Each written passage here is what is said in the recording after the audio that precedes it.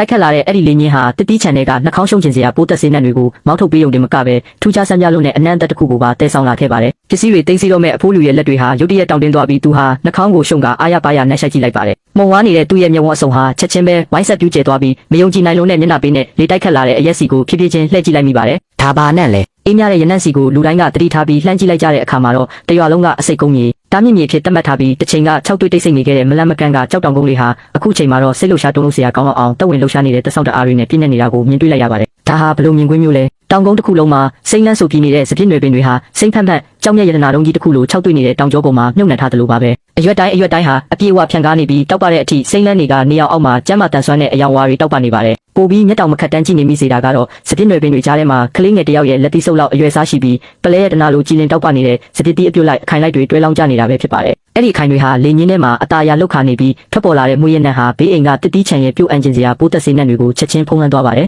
လင်းဟိုင်ဟာသူ့မျက်လုံးကိုသူပုတ်တက်ရင်းမယုံကြည်နိုင်တဲ့လေတံနဲ့အော်ဟစ်လိုက်ပါတယ်ဒါမဖြစ်နိုင်လားအဲ့ဒါလူတေကုန်းကြီးလေအစိတ်တစ်မြေကြီးအဲ့ဒီလိုအရာမျိုးဘလို့လောက်ပေါက်လာနိုင်မှာလဲဒီလိုမျိုးတွေ့ဖယ်တဲ့အရာတွေဘလို့လောက်ထွက်လာနိုင်မှာလဲစုချမ်းကတော့တခုခုဆုံးကိုရဲ့တက်သုံးထားတာတေးချတယ်ပညာရှင်အဖိုးလူရဲ့တုံလုံးခြောက်ချားနေတဲ့အကြည့်တွေကိုရင်ဆိုင်ရင်းစုချမ်းကတင်းငင်းစွာနဲ့ပဲစကားဆိုပါတယ်ဒါကိုစုပ်ယူချေဖြတ်ခြင်းဤပညာလို့ခေါ်ပါတယ်ကျွန်တော်ကအထူးပြုလုပ်ထားတဲ့ဇီဝမြေဩဇာနဲ့တောစားပစ်ပင်အမြင့်ရဲ့အလွန်မင်းတန်မာတဲ့အမြင့်ဖွဲ့စည်းပုံကိုအသုံးပြုပြီးမြေစီလွာတွေကလေးလံတဲ့တက်တုတက်တွေကိုအမြင့်ရဲ့အောက်ခြေဆဲနယ်ရံတွေထဲမှာပဲပိတ်လောင်ထားလိုက်တာပါဒါကြောင့်အဲ့ဒီတက်တွေဟာအပင်တွင်းပြိုတွေကနေတဆင့်အတီးတွေကိုလုံးဝမဝင်ရောက်နိုင်တော့ပါဘူးအပြန်လန်အဖြစ်တော့ဒီကြောက်တောင်ကုန်းထဲမှာကျွဲဝါတဲ့တွင်းထွက်ပစ္စည်းတွေနဲ့အာဟာရဓာတ်တွေဟာရှုပ်ထွေးတဲ့ဇီဝဓာတုဗေဒဆိုင်ရာတုံ့ပြန်မှုတွေအောက်မှာစပစ်တီးကိုတာမန်မြေစီလွာနဲ့တာမန်မြေကြီးမှာလုံးဝစိုက်ပျိုးလို့မရနိုင်တဲ့ထူးခြားတဲ့အရာတာကိုပေးစွမ်းနိုင်ခဲ့တာပါအဖိုးလူဟာနားထောင်ရင်းပါဇက်အဟောင်းသားဖြစ်သွားပါတယ်စုချမ်းကတော့အမြင့်ဆုံးစပစ်နွယ်ပင်ပေါ်ကနေစပစ်တီးတစ်လုံးကိုအตาအရာခူးယူလိုက်ပါတယ်အဲ့ဒီအတီးဟာကြည်လင်တဲ့မြစိမ်းရောင်တန်းနေပြီးအခွန်ကတင်းရင်တွေကမျက်နှာပြင်ပေါ်မှာတဘာဝအတိုင်းဖြစ်ပေါ်နေတဲ့အဖြူရောင်မုံမွားအလွာပါလေးဖုံးလွှမ်းနေပါတယ်နီးစမ်းကြည့်ပါဦးစုချမ်းကတုံလုံးခြောက်ချားနေတဲ့ပညာရှင်အဖိုးလူစီကိုစပစ်တီးကမ်းပေးလိုက်ပါတယ်အဖိုးလူကတုံရင်နေတဲ့လက်တွေနဲ့စပစ်တီးကိုလှမ်းယူလိုက်ပါတယ်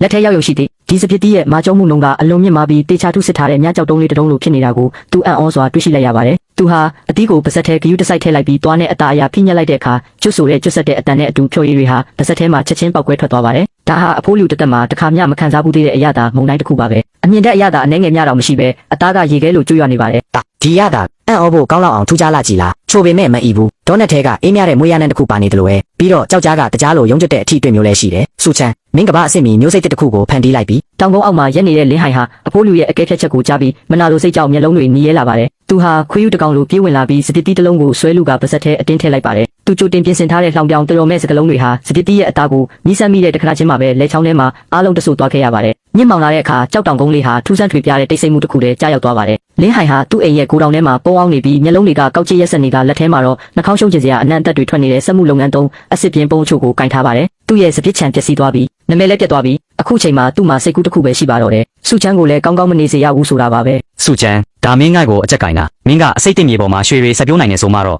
့ငါကမင်းရဲ့ရွှေတွေကိုပြားဖြစ်ပြောင်းလဲပြစ်မယ်သူဟာထူထဲတဲ့ရော်ဘာလက်အိတ်တွေကိုစွတ်နှာခေါင်းစီးကိုတက်ဆင်ပြီးတစေတရေတကောင်လိုကြောက်တောင်ကုန်းပေါ်ကိုတိတ်တဆိတ်တက်သွားပါတယ်သူဟာစုချမ်းကိုယ်တိုင်လှုပ်ထားတဲ့ရေလက်ပတ်စနစ်ရေမြောင်းကိုကျွမ်းကျင်ပိုင်နိုင်စွာရှာဖွေတွေ့ရှိသွားပြီးအထက်ကကြည်လင်နေတဲ့တောင်ကျဆန်းရည်တွေကိုကြည့်ကလင်းဟိုင်ရဲ့မျက်နှာပေါ်မှာတွတ်လင်ကောက်ကျစ်တဲ့အပြုံးတစ်ခုပေါ်လာပါတယ်သူဟာပုံးရဲ့အဖုံးကိုအတင်းဖွင့်ထုတ်လိုက်ပြီးအက်ဆစ်ပြင်းပုံးကုံလုံးကိုရေမြောင်းထဲကိုတပြိုင်နက်တည်းလောင်းထည့်လိုက်ပါတယ်အက်ဆစ်ပြင်းနဲ့ထုံးကြောင်မြောင်းလိုပြင်းထန်စွာတက်ပြူပြီးပြုတ်အန်ကျင်စရာကောင်းတဲ့မီးခိုးဖြူတွေတလိမ့်လိမ့်ထွက်လာပါတယ်လင်းဟိုင်ကဒီအစိတ်ရည်တွေဟာမြောင်းတိုင်းစီးဆင်းသွားပြီးဟိုစိမ့်လန်းဆိုပြီးနေတဲ့စပြစ်နွယ်ပင်တွေစီဥတီသွားတာကိုကြည့်ရင်ပျက်စီးပြီးအားလုံးပျက်စီးကုန်ပြီဟာ